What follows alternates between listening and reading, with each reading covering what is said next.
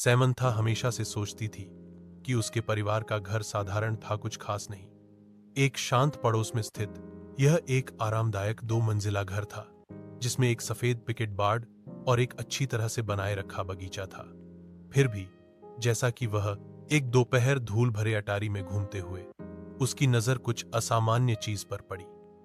दूर कोने में भूली हुई पेटियों के ढेर के नीचे उसने फर्श के तख्तों के नीचे छिपा हुआ एक संकीर्ण ट्रैपडोर देखा। उत्सुकता पर इक्वड वह घुटनों के बल बैठी और उसे खोला। नीचे स्थित छोटा सीढ़ीदार मार्ग एक धुंधले बासी सुरंग की ओर जाता था।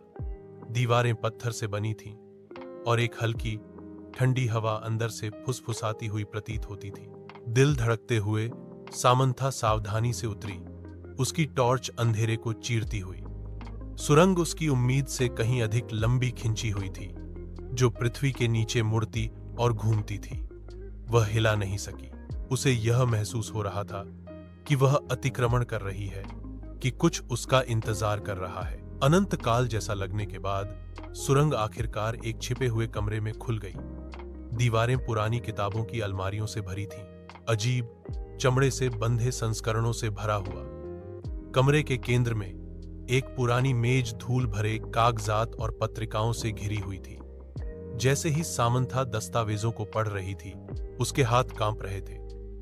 रिकॉर्ड डीएस ने मना किए गए अनुष्ठानों और गुप्त समाजों की बात की। उसके परिवार का नाम बार बार उल्लेख किया गया।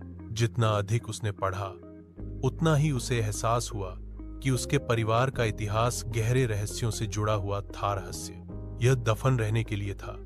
उसने कुछ ऐसा उजागर किया था जो किसी को नहीं जानना चाहिए था, कुछ ऐसा जो पीढ़ियों से छिपा हुआ था। जैसे ही खोज का भार उस पर पड़ा, उसने सबसे हल्की आवाज सुनी। उसके पीछे से आवाज आई, एक फुसफुसाहट, धीमी और ठंडी। वह अकेली नहीं थी।